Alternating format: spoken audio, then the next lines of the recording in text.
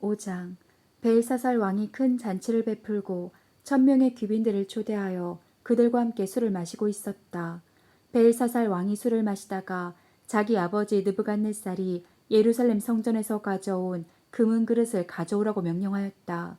이것은 그와 귀빈들과 그의 아내와 첩들이 그것으로 술을 마시기 위해서였다. 즉시 그 금은 그릇을 가져오자 왕과 귀빈들과 왕의 아내와 첩들이 그것으로 술을 마시고 금과 은과 구리와 철과 나무와 돌로 만든 신들을 찬양하였다. 그때 갑자기 사람의 손가락이 나타나서 왕궁의 촛대 맞은편 석회벽에 글자를 쓰기 시작하였다. 왕은 그것을 지켜보다가 너무 무서워 얼굴이 창백해지며 다리를 후들후들 떨기 시작하였다. 왕은 크게 소리를 질러 점쟁이와 마법사와 점성가를 불러오게 하여 바빌론의 이 박사들에게 이렇게 말하였다. 누구든지 이 글자를 읽고 그 뜻을 나에게 말하는 자에게는 자색 옷을 입히고 그 목에 금사슬을 걸어주며 그를 나라의 제3인자가 되게 할 것이다. 그러나 그 박사들 가운데 그 글자를 읽거나 해석하는 자가 한 사람도 없었다.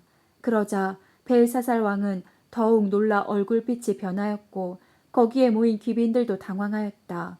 그때 왕의 어머니가 일어난 일을 듣고 연회장에 들어와 벨사살 왕에게 말하였다. 대왕이여, 오래오래 사시기 바랍니다. 왕은 그처럼 놀라거나 당황하지 마십시오. 왕의 나라에 거룩한 신들의 영이 있는 사람이 있습니다. 그는 왕의 아버지 때에 영리하고 총명하여 신들의 지혜와 같은 지혜를 가진 자로 알려졌습니다. 그래서 왕의 아버지 느부갓네살 왕은 그를 점쟁이와 마법사와 무당과 점성가를 다스리는 박사장으로 삼았습니다.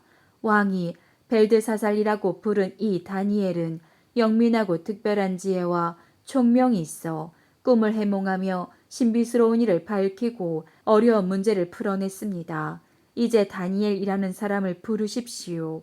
그가 그 글자의 뜻을 왕에게 말해줄 것입니다. 그래서 다니엘을 불러왔다. 그가 왕 앞에 나오자 왕이 그에게 이렇게 말하였다. 내가 우리 아버지가 유다에서 포로로 잡아온 유다 사람 다니엘이냐. 나는 내 안에 신들의 영이 있어 내가 영리하고 총명하며 비상한 지혜를 가졌다는 말을 들었다. 내가 여러 박사들을 불러다가 이 글자를 해석하라고 하였으나 그들은 해석해내지 못하였다. 내가 들으니 너는 온갖 신비스러운 문제를 잘 해석하고 풀어낸다고 하는데 만일 내가 이 글을 읽고 그 뜻을 나에게 말하면 내가 너에게 자색 옷을 입히고 금사슬을 목에 걸어주며 너를 나라의 제3인자가 되게 하겠다. 그때 다니엘이 이렇게 대답하였다. 나에게 줄 상과 선물은 왕이 가지시든지 아니면 다른 사람에게 주십시오. 그래도 내가 왕을 위해 그 글을 읽고 해석해드리겠습니다. 왕이시여, 가장 높으신 하나님은 왕의 아버지 느부갓네살을 위대한 왕이 되게 하셔서 그에게 영광과 위엄을 주셨습니다. 하나님이 그에게 큰 권세를 주셨으므로 모든 나라와 민족들이 그를 무서워하고 떨었습니다. 그는 사람을 죽이고 싶으면 죽이고 살리고 싶으면 살렸으며 누구든지 높이고 싶으면 높이고 낮추고 싶으면 낮추었습니다. 그러나 그가 교만하여 거만하게 행함으로 하나님이 그를 왕위에서 물러나게 하고 그의 영광을 빼앗았습니다. 그래서 그는 인간 사회에서 쫓겨났으며 그의 마음이 들짐승의 마음과 같이 되어 들나귀와 함께 살고 소처럼 풀을 먹으며 그의 몸은 하늘의 이슬에 젖었습니다. 결국 그는 가장 높으신 하나님이 인간 나라를 다스리시며 누구에게든지 자기가 원하는 자에게 나라를 준다는 사실을 인정하게 되었습니다. 벨사살 왕이시여, 왕은 그의 아들이 되어 이 모든 것을 알고도 겸손하게 자신을 낮추지 않고 오히려 하늘의 주를 거역하며 성전 그릇을 가져다가 귀빈들과 왕의 아내와 첩들과 함께 그것으로 술을 마시고 금과 은과 구리와 철과 나무와 돌로 만든 신, 곧 보지도 못하고 듣지도 못하고 아무것도 알지 못하는 신들을 찬양하였습니다.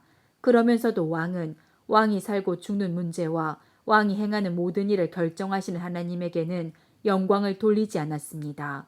그러므로 하나님이 그 손가락으로 이 글을 쓰게 하셨습니다. 기록된 글자는 메네 데겔 우바르신입니다. 그 뜻을 해석하면 메네는 수를 센다는 말인데 이것은 왕이 통치하는 날수를 하나님이 세워서 이미 그것을 끝나게 하셨다는 것을 가리킵니다. 데겔은 저울에 단다는 말이며 왕이 하나님의 저울에 달린 결과 표준에 미치지 못했다는 것을 뜻합니다. 그리고 바르시는 나눈다는 뜻입니다. 이것은 왕의 나라가 나누어져 메디아와 페르시아 사람에게 주어질 것을 가리킵니다. 그러자 즉시 벨사살 왕은 다니엘에게 자색 옷을 입히고 금사슬을 목에 달아주라고 명령하였으며 또 왕은 조서를 내려 그를 나라의 제3인자로 삼았다. 그날 밤에 바빌로니아의 벨사살 왕은 죽음을 당하였고 메디아 사람 다리우스가 권력을 장악했는데 그때 그의 나이는 62세였다. 6장 다리우스는 자기가 원하는 대로 전국을 120도로 나누고 각도의 도지사를 세웠다. 그리고 그는 도지사를 감독하는 총리 3사람을 세워 도지사가 총리에게 국정보고를 하게 하여 왕이 나라 일을 보는데 어려움이 없게 하였다. 그 총리 가운데 한 사람이 바로 다니엘이었다. 다니엘은 총명하여 모든 면의 도지사들과 다른 총리들보다 뛰어났으므로 왕은 그에게 나라의 모든 일을 맡길 생각이었다. 그러자 다른 총리들과 도지사들은 다니엘이 국사를 처리하는 데 있어서 잘못한 점을 찾아 그를 고발하려고 했으나 다니엘이 자기 일에 충실하고 잘못이나 부정을 저지른 일이 없으므로 그들은 다니엘에게서 아무 흠을 찾지 못하였다. 그래서 그들은 그의 종교와 관련된 일이 아니면 그에게서 잘못을 찾아 그를 고소할 방법이 없다. 고 서로 속삭였다. 그러고서 그들은 왕에게 가서 이렇게 말하였다. 다리우스 왕이시여 부디 오래오래 사십시오. 나라의 모든 총리와 총독과 도지사와 고문들과 고관들이 모여서 의논한 결과 대왕께서 한 금령을 내려 그것을 법으로 정해주실 것을 요청하기로 합의했습니다. 그것은 지금부터 30일 동안 누구든지 왕 외에 어느 신에게나 사람에게 기도하는 자를 사자굴에 던져 넣기로 한 것입니다. 그러므로 왕이시여 이제 금령을 내려 조서에 어인을 찍어서 고칠 수 없는 메디아와 페르시아의 법으로 정하십시오. 그래서 다리우스 왕은 조서에 어인을 찍어 금령을 공포하였다. 다니엘은 그 조서에 어인이 찍힌 것을 알고도 자기 집으로 돌아가 예루살렘을 향해 창문을 열어둔 자기 다락방에서 전에 항상 하던 대로 하루 3번씩 무릎을 꿇고 기도하며 그의 하나님께 감사하였다. 다니엘을 모함하려고 하는 자들이 때를 지어가서 그가 자기 하나님께 기도하는 것을 보고 왕에게 가서 말하였다.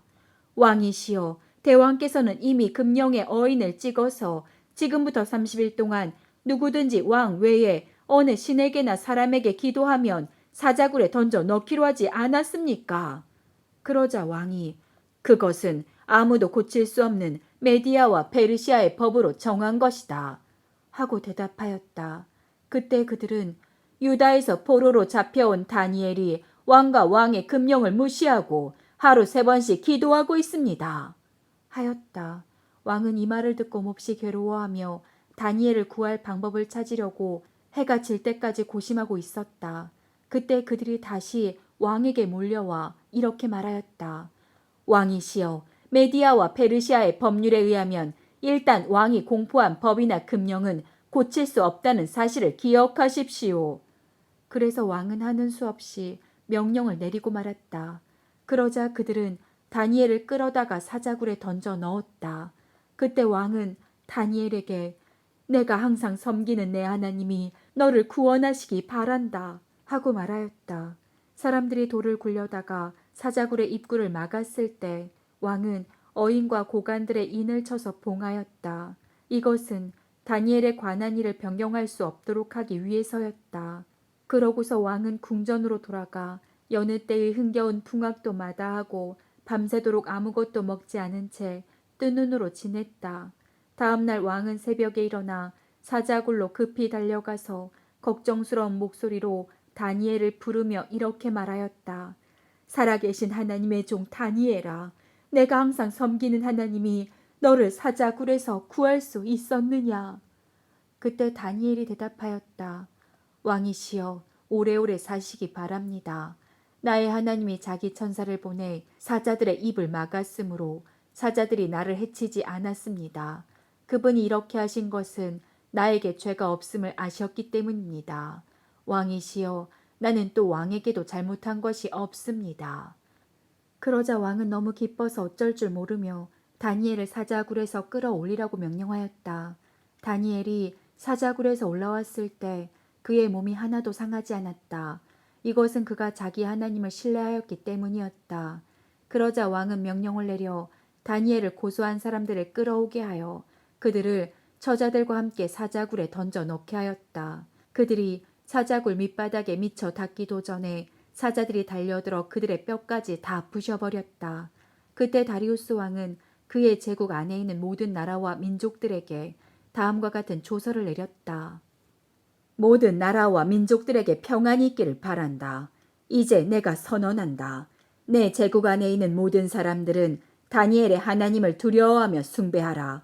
그는 살아계신 하나님이시니 영원히 다스리실 것이며 그의 나라는 망하지 않을 것이요 그의 권세는 무궁할 것이다.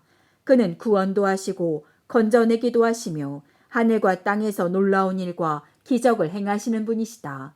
그가 다니엘을 구출하여 사자의 밥이 되지 않게 하셨다.